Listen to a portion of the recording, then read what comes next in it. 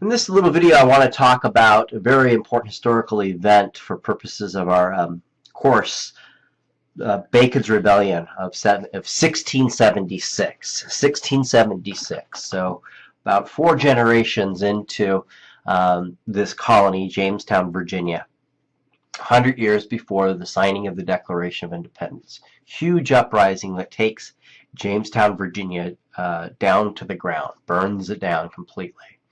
So the origins of this uprising occur with this guy right here. His name is Nathaniel Bacon.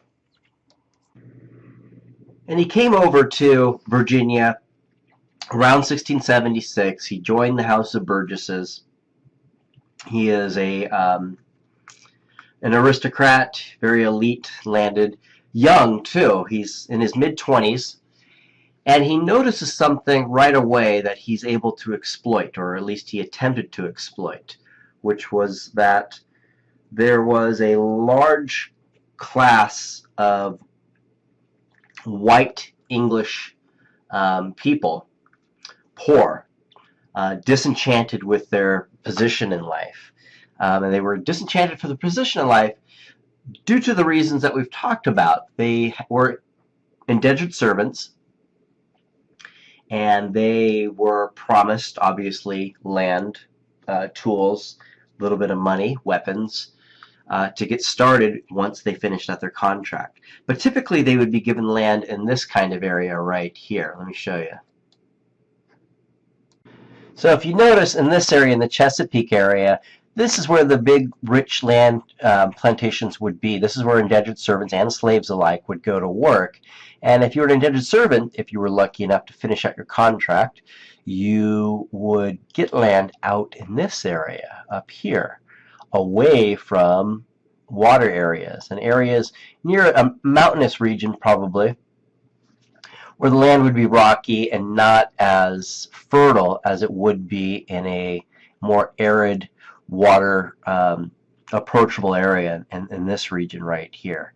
And so these people would have no choice but to go probably further west inland to find some land that they could do something with. And if they went too far west, they would run into these folks right here. These would be the Dogue Indians right here, that English settlers and former African indentured servants as well would run into, seeking to find other land. And typically these people would not want other people to settle in their land, so skirmishes would happen, conflict would happen. So Dogue Indians might kill some white settlers might kill Dogue Indians, and pretty soon the House of Burgesses would have a problem on their hand out in the frontier area, this region right here. So out in the frontier areas, this area right here, right? And this would create inherent instability in the region. And that's bad for business. It's bad for property values. It's bad for future investment. And so members of the House of Burgesses in Jamestown would not want that kind of situation happening. So pretty soon, prior to 1676, you had restrictions on where white settlers, English settlers, or I should really use the word English settlers because the word white wouldn't have been used back then. English settlers could go, right, because they wanted to avoid future skirmishes with these folks right here, the Dogue Indians. And so when Nathaniel Bacon comes into this area, he notices this conflict that's brewing. And again, he wants to exploit this for his own personal gain. And so he goes to this guy, Governor Berkeley, and explains to him the situation. So Governor Berkeley, this guy right here, so this fellow right here, Governor Berkeley, explains the situation. Governor Berkeley obviously is well aware of the situation, and he says, I understand, because what Nathaniel Bacon's big problem here is, hold on a second, let me bring both of their images up,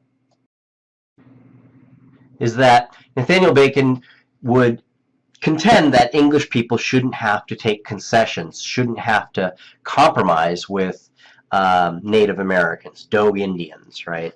English people are above Indians here. And Governor Berkeley would say, yes, I agree with you, young man, but you don't understand where you are at.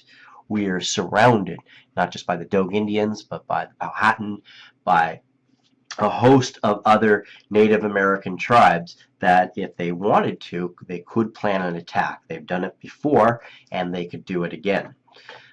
So we need to play ball right now. And if the population increases, perhaps, yes, we could take their land in the future.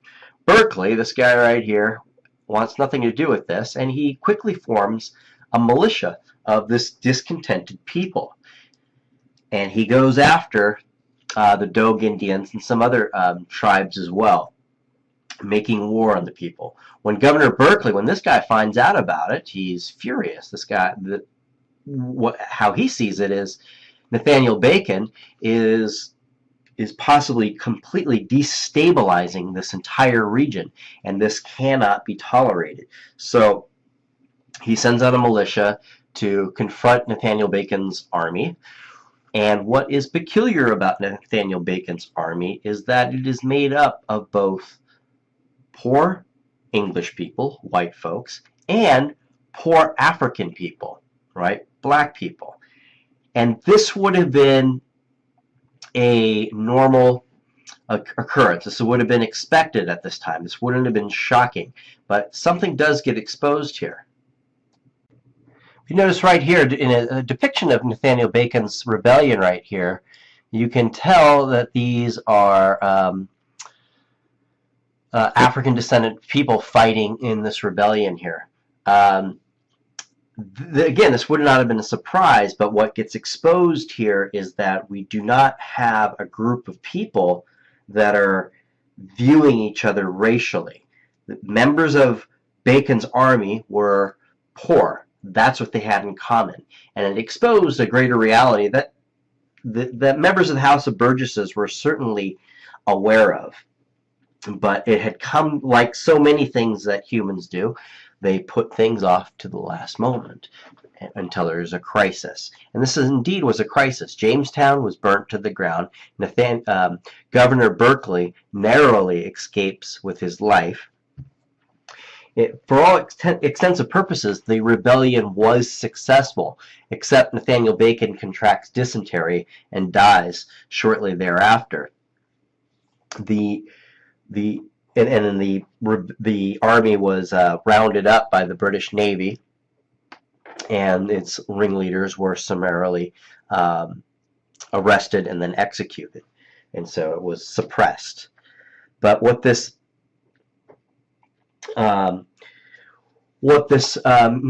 made clear to members of the House of Burgesses and to the Parliament in London is that what was created in Jamestown could not be duplicated in other colonies, and it needed to be redirected within Jamestown, Virginia, and throughout Virginia. And that is, they had created a powder keg of a community of people that were class-oriented.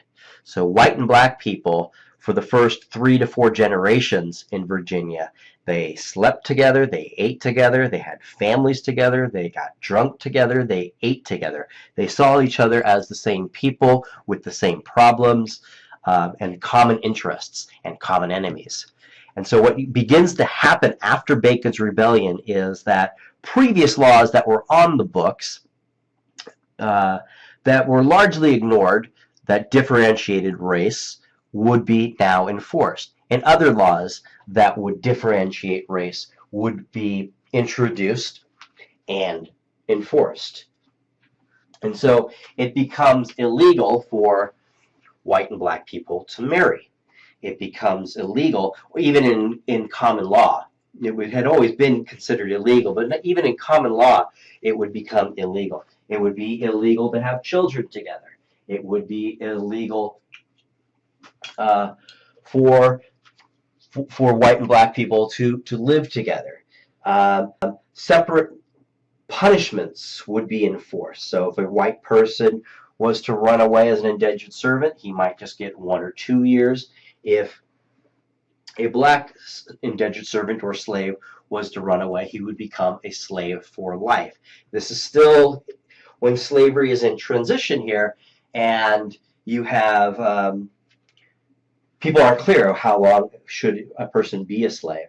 Well, by the time 1676 rolls around, it becomes quite clear who is going to be a slave and how long they are going to be a slave. To be a slave means to be black, and to be a slave means to be a slave for life.